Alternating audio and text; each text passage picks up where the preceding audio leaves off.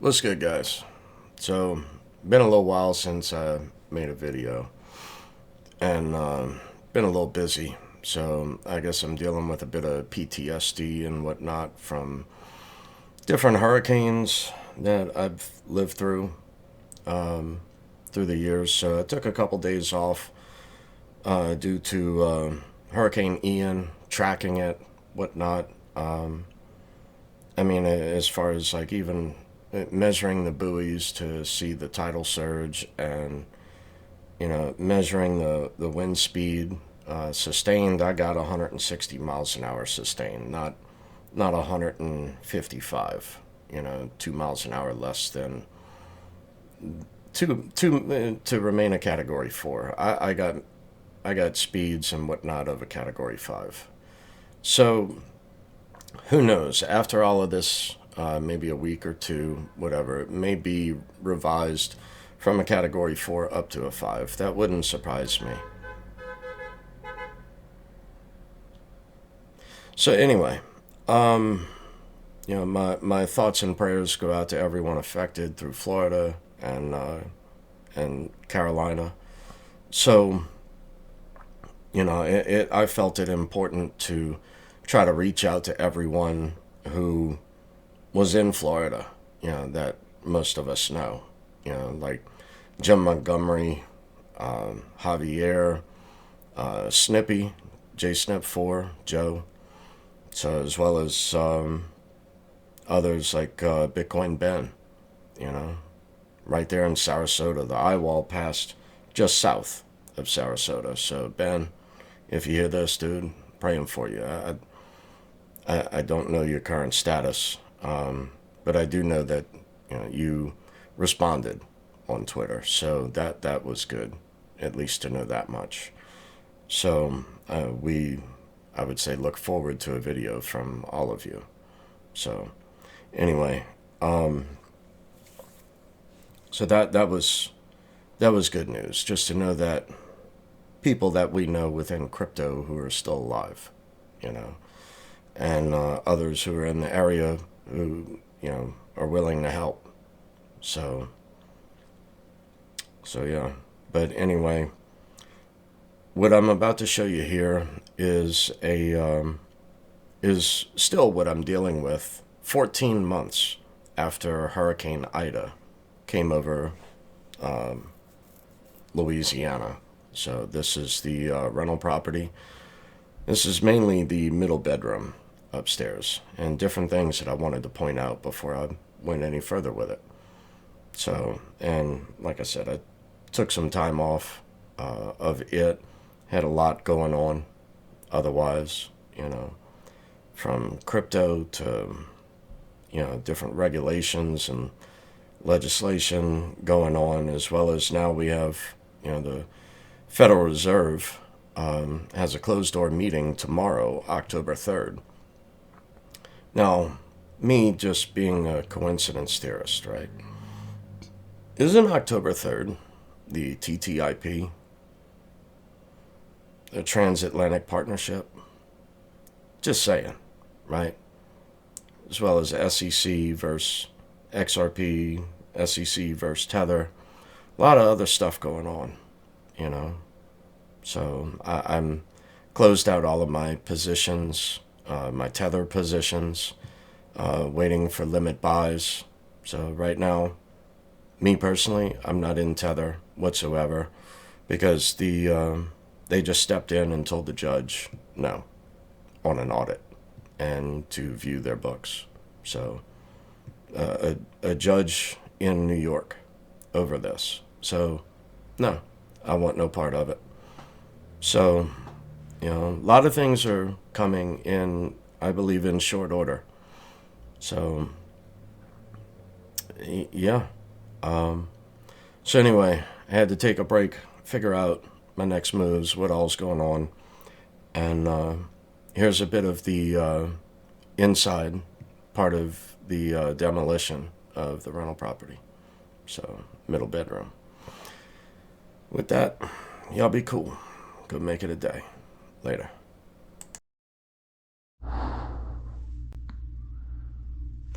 All right.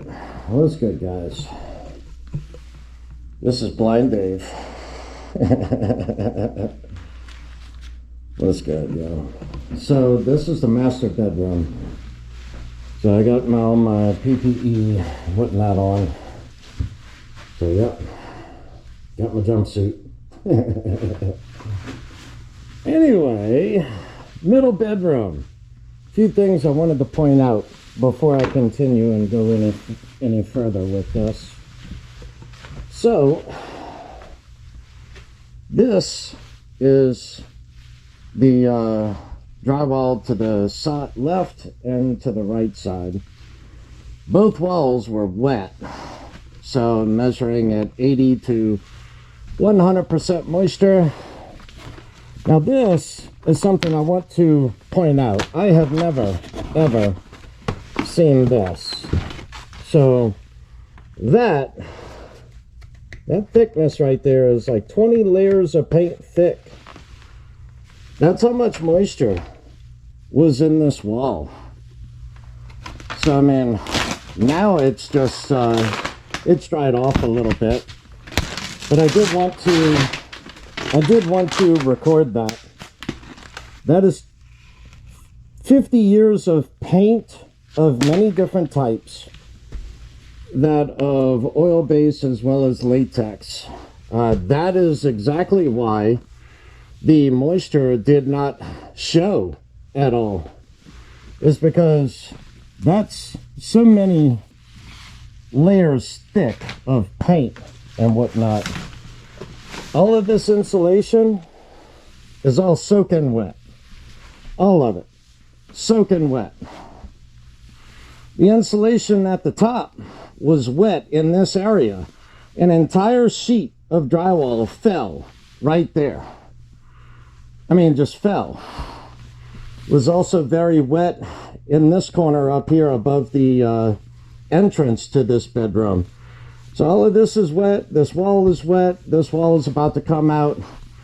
That wall was wet. All in that corner, all of that over there was wet. That's why the paint and all was coming down off of it. So that entire wall is coming down too. However, that brings me to this wall of this bedroom. I did not test this wall. I did not test this wall, but what is that? That's mold. You know, you don't see these things until after you pull the baseboard off, when it has that many layers of paint on it. So this wall out here in the hallway, I believe, has got to come out as well. So because of that mold. So what is this wall like? But more importantly, it hasn't rained here in, I don't know, a couple weeks. So what is this about to do as far as when it does begin to rain? So that's why I'm in a mad dash to try to get these rooms demoed, so that way I can set up cameras to be able to see where water is coming in. So a lot more to go. Next time you see this room, these walls will be down, all this insulation will be gone, and then I'm on to the master bedroom. Oop. Yeah, all my garbage bags to load up all the insulation. But yeah, next is this master bedroom. All of that is mold. All of that is mold. So, as well as the ceilings are original. And when this house was built, it was a flat roof. They never replaced any of the water leaks that happened in this property. They never replaced the sheetrock or the insulation above. So that's next on the agenda. As well as in the other room, I have to remove like the drywall on the insides of the windows. So, because I'm gonna do a box frame around in wood and then accent it all around. But on the insides, I'm going to stiffen up in between the studs here, or to the left and to the right, in case you want to hang a very heavy, what do you call it? Window dressings, whatever. You know, blinds will be held up on the inside. So probably a decent wood plank window blind. So as well as I got to take this door frame out and the front door frame. This door frame came out with relative ease. You know, after 50 years, this house, the actual frame was never attached to the stud. It was just the door casings that were holding this whole door on. So yeah, I threw the door inside of the closet over there. It's a walk-in closet, so it had plenty of space. But, you know, here's the next thing. Once I tear that wall out, do I need to tear the perimeter wall out of the closet? And I kind of think so. Let's go take a quick peek. Let me figure out my way over here. So, in here, looks like mold growing to me. I don't know. Gonna hit it with bleach, but I think that entire wall has got to come out. So all the shelving, everything's coming out, as well as the baseboard in here. That I got to take that out anyway for the flooring to go back in, either which way. But yeah, just a little update on what's going on. I had taken a break. Now all of this is just loaded full of mold. I mean, it gets worse as you go down lower. So as far as the old drywall and whatnot, I mean, a ton of mold is in here. That's why I'm all suited up. And breathing apparatus, everything. A Tyvek suit. It's on one of these sides. I think it's over here. Tyvek.